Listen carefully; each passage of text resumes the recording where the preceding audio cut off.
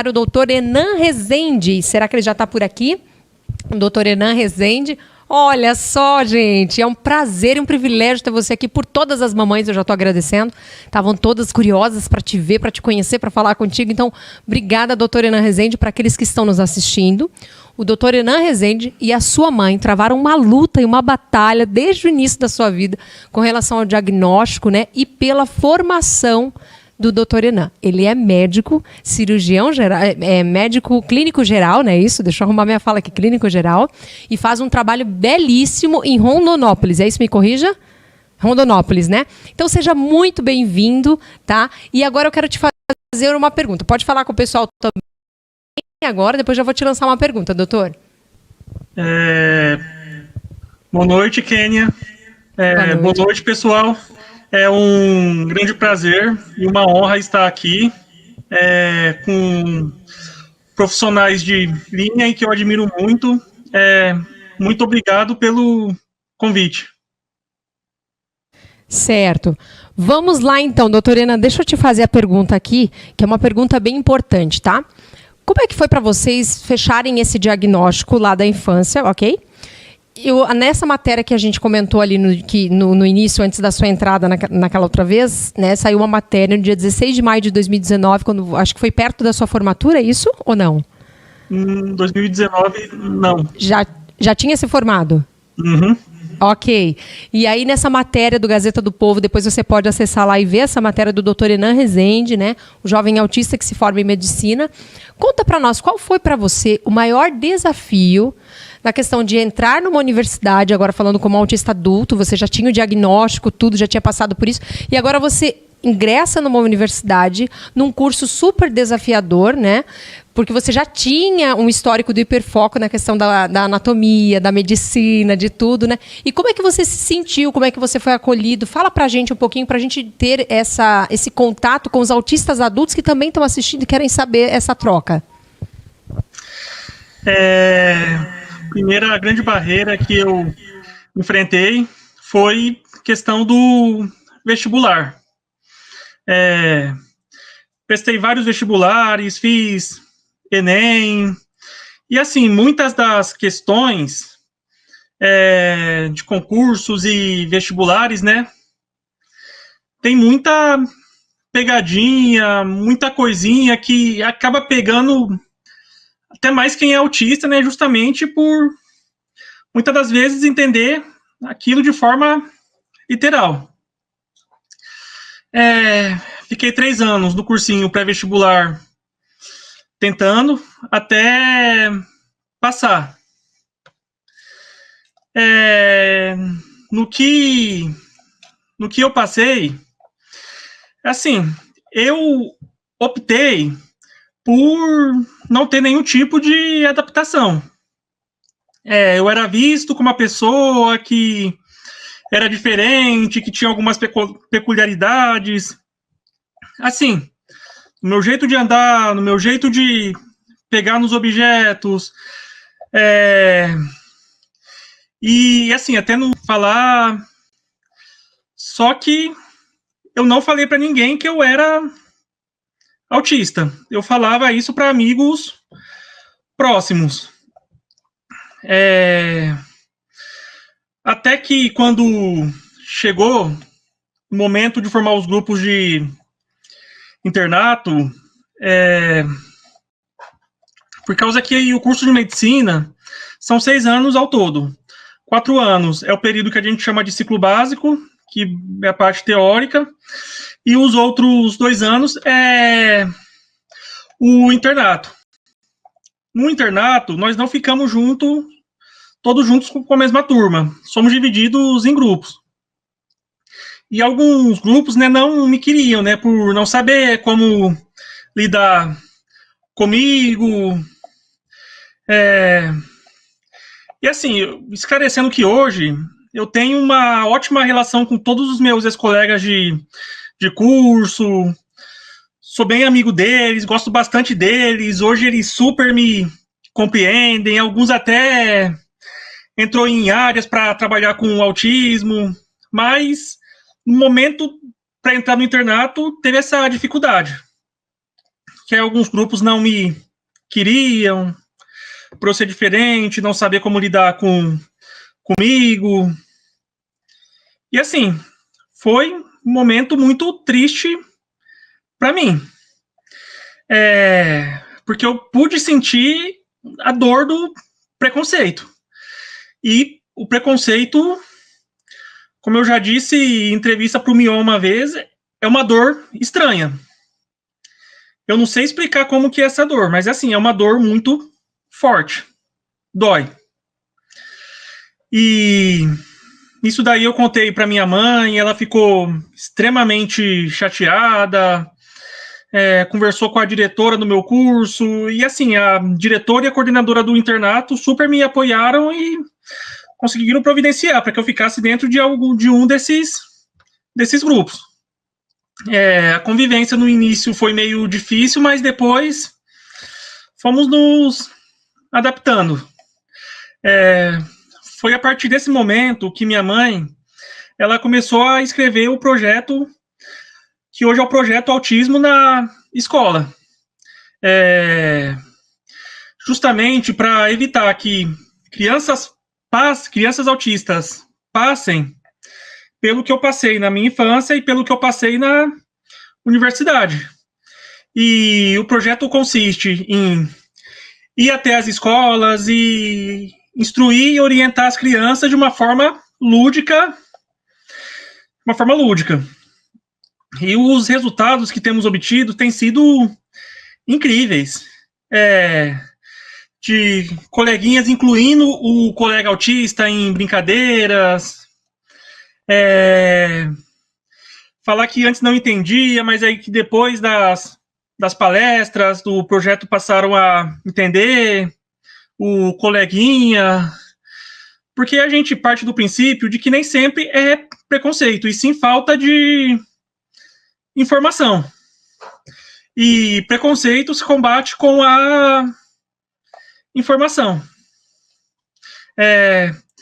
Consegui passar pela fase do internato. Claro, tive as minhas dificuldades, meus momentos difíceis. Por causa que, pro autista, para mim, especialmente, lidar com pessoas é muito difícil. Na medicina, temos que estar lidando com pessoas, muitas vezes o tempo todo. E assim, e a relação médico-paciente é algo que a gente vê muito, é algo que é bastante importante. Hoje eu confesso que até pela prática tenho conseguido lidar com pessoas. Muito legal você passar esse feedback pra gente, né? Eu também sou mãe de um garotinho autista e aqui temos muitas mães e olham para você como uma esperança, né? E uma conquista. Você não é uma conquista só da dona Érica, você é uma conquista de todos nós. E por falar em conquista de todos nós, o tema do nosso evento, Enan, é todo autista é o amor de alguém. Se você pudesse hoje, se a sua mãezinha estivesse aí na sua frente, você pudesse falar algo para ela e mandar já esse recado para todas as mães e pais também, né, e os terapeutas e professores, o que você diria, assim, para falar como uma pessoa com autismo, né, o que você passaria para essas pessoas, para eles entenderem o valor que elas têm para vocês? Minha mãe está assistindo a live da Rafa pelo Facebook, e assim, dizer que para minha formação, para ser a pessoa que eu sou hoje, a minha mãe foi fundamental. Quando criança, recebi um diagnóstico errado de psicose infantil. Só que minha mãe sempre soube que esse não era meu diagnóstico. Ela sempre desconfiou do autismo. Até que nasceu a minha irmã, minha mãe começou a participar de mais congressos, de mais palestras. Ela falou para mim que achava que eu era autista. Fui pesquisar a respeito, me vi no que eu li, até que com 19 anos eu recebi o diagnóstico definitivo de autismo. Assim como eu, muitos autistas adultos acabam recebendo diagnóstico tardio e recebem diagnósticos errados na infância. E assim, muitas vezes parece que nós autistas não percebemos, mas percebemos sim, e percebemos muita coisa. Inclusive percebemos quando as pessoas acreditam na gente ou não. E minha mãe, ela sempre acreditou em mim. Eu pude perceber nas atitudes dela, nas coisas que ela me falou, nos gestos dela. Eu gosto muito de desenhar, um dos meus hiperfocos, o desenho. E minha mãe, ela guarda desenhos meus desde quando eu comecei a desenhar, desde quando eu era bem criança. Eu tenho esses desenhos encadernados até hoje. Minhas provas, minhas atividades escolares na infância, minha mãe, ela fez questão de juntar todas e guardar todas. E assim, até quando eu estava no cursinho, enfrentando momentos de dificuldade, de descrença, até pelo tempo que eu fiquei no cursinho, muita gente falando para mim desistir, que não ia dar para mim, que eu não era capaz. Minha mãe não, ela falou para mim continuar, que era um sonho dela e um sonho do meu pai. Meu pai era pastor na Igreja Batista, faleceu quando eu tinha 7 anos de idade, num trágico acidente, e o sonho dele era ver os filhos formados. Aí ela me falou, ia investir em mim, ia me incentivar, e era para mim continuar, porque não era um sonho só dela, era um sonho dela e do meu pai. E assim, ter a minha mãe acreditando em mim foi o que me incentivou a querer continuar lutando, até conseguir passar, terminar a faculdade e ser médico. Hoje eu estou numa outra luta, que é tentar entrar na residência de neurocirurgia, que é uma residência muito difícil. Da mesma forma, minha mãe, ela tem me incentivado a continuar e a não desistir nunca. Pais não precisam fazer coisas mirabolantes pelos filhos. Às vezes, só acreditar no seu filho já é mais que o suficiente. Porque muitas vezes ele vai ver só você, e vocês, pais, as pessoas que realmente acreditam neles. Minha mãe é um exemplo insubstituível. Peço a todas as mães que sigam o exemplo da minha mãe e acreditem sempre nos seus filhos. Que linda mensagem. Muito obrigada, doutora Enan. Quero te trazer outra vez ano que vem. Já vamos combinar aí para o segundo semestre. Vou falar para o primeiro semestre, perdão, com a tua mãe depois, tá? E vamos organizar aí na sua agenda, né, um horário. Muito obrigada, viu?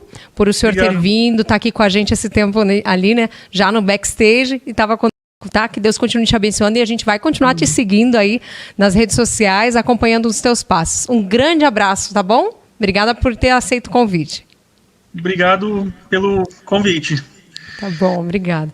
Gente, nós fizemos a enquete, temos a resposta aí, como é que está a nossa resposta da nossa enquete. Você lembra da pergunta? Você lembra lá qual foi a pergunta que nós fizemos ali? Com que idade foi realizado o diagnóstico definitivo de autismo em seu filho? Olha lá como é que tá. Que interessante, ó. Temos aqui de 1 ano a 2 anos, né?